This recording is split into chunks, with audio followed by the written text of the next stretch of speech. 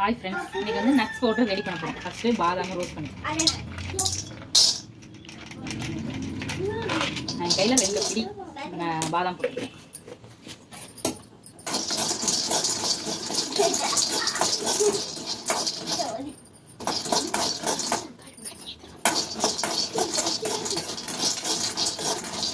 இப்போ பாதாம் கொஞ்சம் ரோஸ்ட் ஆயிடுச்சு.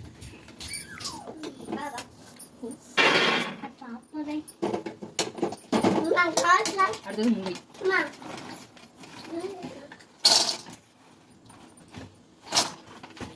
அதையும் கொஞ்சம் ரோஸ்ட் பண்ணிக்கலாம். ரொம்ப ரோஸ்ட் ஆயிடுச்சு. இப்போ முந்திரி ஃப்ரை ஆயிடுச்சு. அடுத்தது கொஞ்சம் பிஸ்தா. இது ஒரு கைப்பிடி.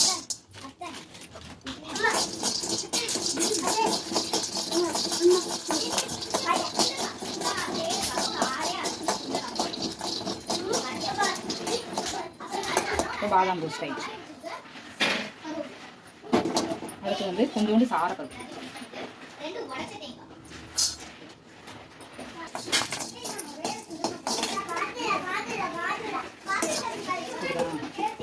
சாரப்பருப்பு ரோஸ்ட் ஆயிடுச்சு.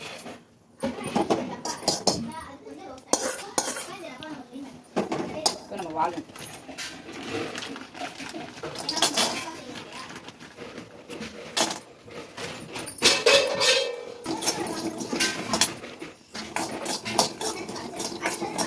இதை வந்து வறுத்து தனியாக எடுத்துக்கணும். அதெல்லாம் அரைச்சிட்டு இது கடைசி தான் ஒன்று. ஏன்னா இது வந்து ரொம்ப அரைச்சோம்னா எண்ணெய் பிரிகிற மாதிரி இருக்கும்.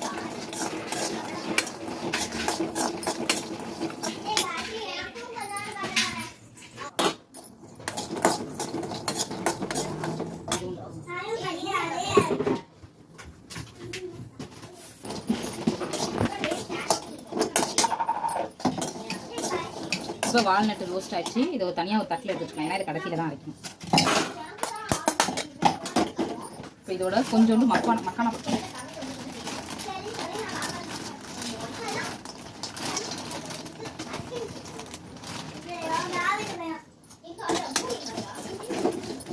இதையும் கொஞ்சம் நல்லா ரோஸ்ட் பண்ணுவோம்.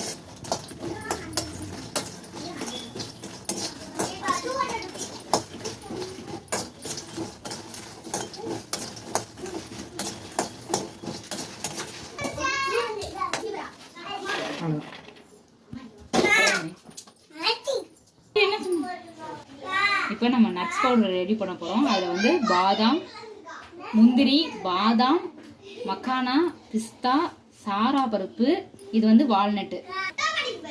இந்த நட்ஸ் வகையை சேர்ந்ததான் இந்த சாரா பருப்பு.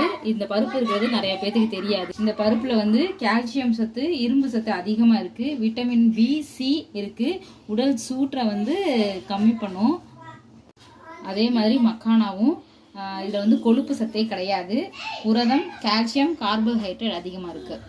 இப்போ வந்து இது எல்லாத்தையும் நம்ம அரைக்க போகிறோம். ஃபஸ்ட்டு இந்த 5 வந்து ஃபஸ்ட்டு அரைச்சிருவோம். அரைச்சிட்டு அதுக்கப்புறம் கடைசியாக வந்து வால்நட்டை அரைச்சிக்கலாம். இப்போ நான் ஃபஸ்ட்டு அந்த பாதாம், முந்திரி, பிஸ்தா, சாரா பருப்பு, மக்கானா இது 5 அரைச்சி இப்படி நல்லா பவுடர் பண்ணி எடுத்துக்கிட்டேன். இதுக்கப்புறம் தனியாக வந்து வால்நட் அரைக்க போகிறேன். அரைச்சி இதோட மிக்ஸ் பண்ணிக்கலாம். நான் எல்லாத்தையும் ஒவ்வொரு கைப்பிடி தான் போட்டேன். போட்டதுக்கே இவ்வளோ இருக்குது. கிட்டத்தட்ட ஒரு மாதத்துக்கு மேலே நம்ம யூஸ் பண்ணிக்கலாம். இது வந்து வால்நட் அரைச்சது. இப்போ இதையும் போட்டு மிக்ஸ் பண்ணிக்கலாம். மிக்ஸ் பண்ணிவிட்டு ஒரு பாட்டில் எடுத்து வச்சுட்டு நம்ம நைட்டு பாப்பாங்களுக்கு வந்து பால் தரும் போது இதை போட்டு ஒரு ஸ்பூன் போட்டு நல்லா கொதிக்க வச்சுட்டு கொடுத்துடலாம். நாடு சக்கரை சேர்த்து. இப்போ வந்து இதை வந்து ஐஸ்கிரீம் செய்யும் போது கூட போட்டுக்கலாம். அப்படி ஸ்வீட், கேசரி, பாயாசம் எது செய்யறதா இருந்தாலும் இதை போட்டு கொடுத்தா நல்லாயிருக்கும்.